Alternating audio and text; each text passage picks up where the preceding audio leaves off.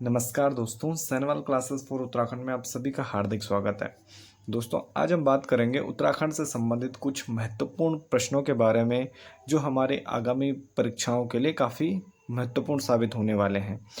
तो आज का हमारा सबसे पहला क्वेश्चन है, किस वर्ष वन अनुसंधान संस्थान यानी देहरादून ने अपनी स्थापना के 100 वर्ष पूर्ण किए हैं? तो ये किए हैं 2006 में। यानी जो वन अनुसंधान संस्थान है यानी फॉरेस्ट रिसर्च ऑफ इंडिया है, तो उसने अपनी स्थापना के जो 100 वर्ष पूरे किए हैं वो 2006 में किए हैं। तो इससे रिलेटेड कुछ अन्य जो महत्वपूर्ण तथ्य हैं उनके बारे में जान लेते हैं। तो इसकी जो स्थापना है वह 1878 में की जाती है, यानी ब्रिटिश काल में इसकी स्थापना होती है। और ये 1865 में जो सबसे पहले वन अधिनियम बना था तो ये उसके अंतर्गत ही की जाती है। इसके बारे में दूसरा महत्वपूर्ण तथ्य ये है कि जो 1884 में इंपीरियल शब्द इसमें जोड़ा गया था, यानी इसके नाम के आगे इंपीरियल लगाया गया था।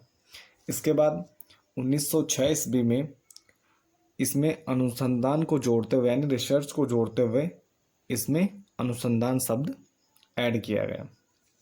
इसके बाद जब 1947 के बाद यानी भारत आज़ाद हुआ तो उसके बाद जो इसका नाम वर्तमान नाम है FRI भारतीय वन अनुसंधान संस्थान देहरादून, तो इसका नाम जो वर्तमान नाम है वो 1947 के बाद इसे प्राप्त हुआ। 1938 में इसमें इंडियन फॉरेस्ट जो रेंजर कॉलेज था यानी जो रेंजर थे उनके प्रशिक्षण के लिए इसी के अंतर्गत एक कॉलेज यानी रेंजर कॉलेज की स्थापना की गई और जिसका नाम 1987 से इंदिरा गांधी के नाम पर है।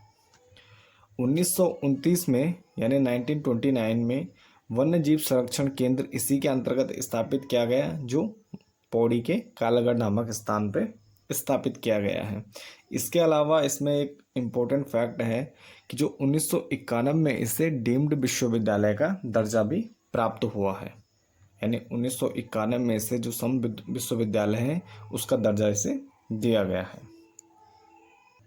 इसके बाद हमारा नेक्स्ट क्वेश्चन है, आमतौर पर इससे काफ़ी सवाल कुमाऊं परिषद से काफ़ी सवाल पूछे जाते हैं। जो हमारा ग्रुप से UKSSC है उससे काफ़ी सवाल उठाता है, तो इससे रिलेटेड कुछ जो इम्पोर्टेंट चीज़ें हैं उनको देख लेते हैं कि कुमाऊं परिषद का जो गठन किस वर्ष किया गया था। ये भी पुराने जो ग्रुप C का पेपर है उसमें ये क्वेश्चन आ चुका है। तो जो ये परिषद थी इसकी स्थापना 1916 में की गई थी। तो इससे रिलेटेड जो इम्पोर्टेंट चीज़ें जो बार बार पूछी जाती हैं उनमें है कि सबसे पहले इसमें कुल कितने अधिवेशन हुए। जब यानी यह परिषद बनी तो उसके जो सम्मेलन थे या अधिवेशन थे वो कुल कितने हुए, तो वो कुल अधिवेशन हुए थे 6, यानी कुल 6 अधिवेशन हुए। और 1916 में इसका गठन हुआ और 1926 में जो यह कुमाऊं परिषद थी यह राष्ट्रीय कांग्रेस में शामिल हो जाती है। 1926 में 1926 में यानी 10 साल में यह राष्ट्रीय कांग्रेस में सम्मिलित हो जाती है। और इससे रिलेटेड जो एक इम्पोर्टेंट फैक्ट है कि 1920 के अधिवेशन में जो उदारपंथी थे यानी कुमाऊं परिषद में जो उदारपंथी व्यक्ति थे या उदारपंथी लोग जो जुड़े हुए थे उनके द्वारा इस परिषद का परित्याग किया जाता है। तो इस कारण जब 1920 में उनके द्वारा परित्याग किया जाता है तो 2 वर्षों के दौरान इसका कोई भी सम्मेलन हमें देखने को नहीं मिलता है। तो इसमें देख लेते हैं इनसे रिलेटेड भी क्वेश्चन, यानी जो ये 6 कुल सम्मेलन हुए हैं इनसे भी पूछा जाता है कि पहली कि जो ये सम्मेलन कब हुए और दूसरा कि इनकी अध्यक्षता किसने की थी, यानी कहाँ हुए, कब हुए और जो सम्मेलन हुए हैं उनकी अध्यक्षता किसने की थी। तो इन 6 को देख लेते हैं। जो पहला सम्मेलन या इसका कुमाऊं परिषद के बनने के बाद यह अधिवेशन होता है तो वो सितंबर 1917 में होता है और ये होता है अल्मोड़ा में ही, यानी अल्मोड़ा में सितंबर 1917 में कुमाऊं परिषद का पहला अधिवेशन होता है।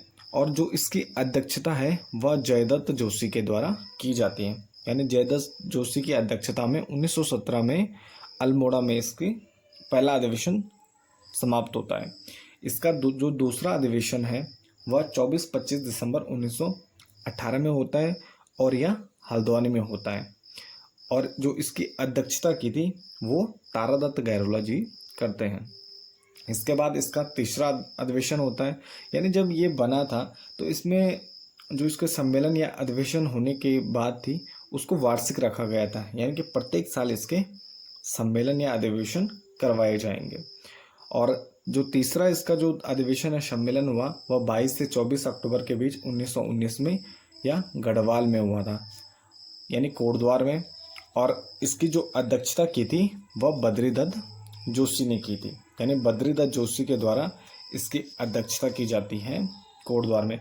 और कुमाऊं अधिवेशन का यह पहला अधिवेशन ऐसा था जो गढ़वाल में आयोजित किया गया था, यानी कोटद्वार गढ़वाल के क्षेत्र में आयोजित किया गया था। इसके बाद इसका चौथा अधिवेशन होता है 21 से 23 दिसंबर के बीच 1920 में। ये भी कुमाऊं में होता है या उधम सिंह नगर के काशीपुर में होता है। और जो इसकी अध्यक्षता थी वह हरगोविंद पंत करते हैं। और इसी अधिवेशन में जो उदारपंथी थे उनके द्वारा इस परिषद का परित्याग किया जाता है। और परित्याग करने का जो कारण था वह ये था कि जो युवा नेतृत्व था, जो उनसे संबंधित जो प्रस्ताव रहते हैं, जो उदारपंथियों के प्रस्ताव रहते हैं, उनकी बातें रहती हैं, उनको नहीं माना जाता है। और जो युवा वर्ग था या युवा नेतृत्व था उसकी बातें, उससे संबंधित जो प्रस्ताव हैं वो पारित हो जाते हैं। और इससे जो उदारपंथी रहते हैं वो नाराज़ हो जाते हैं और परिषद का परित्याग कर देते हैं। तो इसलिए इसके दो सम्मेलन हमें 21 और 22 में दो सम्मेलन हमें देखने को नहीं मिलते हैं। इसके बाद इसका जो 5वां सम्मेलन होता है 1923 में होता है और यह टनकपुर में होता है, यानी चंपावत के कुमाऊं के क्षेत्र में होता है। और जो इसकी अध्यक्षता थे वो बद्रीदत्त पांडे जी करते हैं।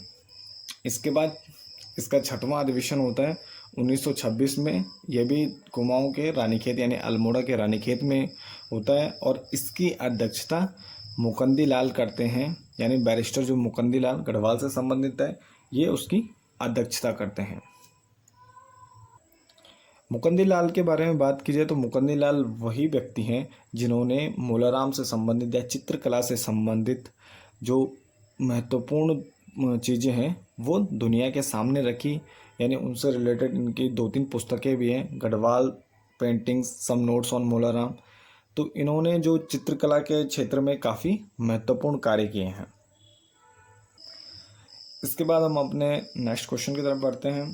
तो ये हमारा क्वेश्चन है कि श्रीनगर यानी पौड़ी गढ़वाल में स्थित जो अजयपाल का राजभवन रहता है, यानी जो परमारों की राजधानी रहती है श्रीनगर, वहाँ पर जो अजयपाल द्वारा बनाया गया राजभवन होता है वह किस वर्ष भूकंप से क्षतिग्रस्त हुआ था, यानी भूकंप के द्वारा वह कब क्षतिग्रस्त हुआ था।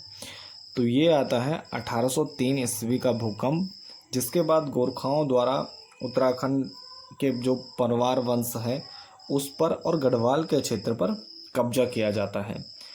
तो इसके साथ ही जो भूकंप रहता है, भूकंप से काफ़ी मतलब यहाँ का जो क्षेत्र रहता है पूरा गढ़वाल का पूरा क्षतिग्रस्त हो जाता है, जिसमें अजयपाल का राजभवन भी क्षतिग्रस्त होता है। तो उसके अलावा इससे संबंधित कुछ महत्वपूर्ण तथ्यों को देख लेते हैं कि 1828 में जब कमिश्नर ट्रेल हरिद्वार गए थे तो उन्होंने इस राजभवन को देखा। तो उन्होंने इस राजभवन की काफ़ी तारीफ की थी, यानी कमिश्नर ट्रेल के द्वारा 1828 में राजभवन की तारीफ की जाती है जो ये अजयपाल द्वारा निर्मित किया गया था। इसके बाद जब 1894 ईस्वी में अलकनंदा में बाढ़ आती है तो उसमें ये राजभवन जो बचा कुचा था, पहले तो भूकंप से काफ़ी मात्रा में नष्ट हो गया था, यानी जो बचा कुचा था वह अलकनंदा की बाढ़ में संपूर्ण रूप से नष्ट हो जाता है। और जो ये अजयपाल का राजभवन था यह 4 तल वाला भवन था। और इसके अलावा अजयपाल से संबंधित उसके जो निर्माण कार्य हैं उनके बारे में देख लेते हैं। जो अजयपाल के निर्माण कार्य हैं, यानी जो उसका स्थापत्य के क्षेत्र में जो कार्य है, तो उसमें देख लेते हैं कि अजयपाल ने उसके जो निर्माण कार्य हैं उसको हम 2 भागों में बांटते हैं। देवलगढ़ यानी जो राजधानी 1512 में स्थापित की थी और श्रीनगर के क्षेत्र में 1517 में। तो इसमें जो देवलगढ़ में उन्होंने एक राजभवन, सत्यनाथ भैरव मंदिर, अपने जो उनके गुरु थे उनके नाम पे सत्यनाथ भैरव मंदिर, गौरजा मंदिर और पंवारों की कुल देवी यानी राजराजेश्वरी देवी का मंदिर बनाया था। तो यानी ये कुछ महत्वपूर्ण जो निर्माण कार्य हैं वो देवलगढ़ पौड़ी के क्षेत्र में इन्होंने करवाए थे। इसके बाद श्रीनगर में बात की जाए तो यहाँ पर इनके द्वारा दो महत्वपूर्ण निर्माण किए गए, एक तो राजभवन जिसके बारे में हम बात कर रहे थे, और दूसरा कालिका मठ, यानी कालिका मठ का निर्माण उन्होंने श्रीनगर में यानी जो राजधानी क्षेत्र था उसमें किया था। तो ये थे हमारे कुछ आज के कुछ महत्वपूर्ण प्रश्न। तो इसके साथ ही हमारी आज की वीडियो यहीं समाप्त होती है। मिलते हैं एक नेक्स्ट वीडियो में नेक्स्ट टॉपिक के साथ। अगर वीडियो आपको अच्छी लगे तो लाइक कमेंट शेयर जरूर कीजिएगा। धन्यवाद।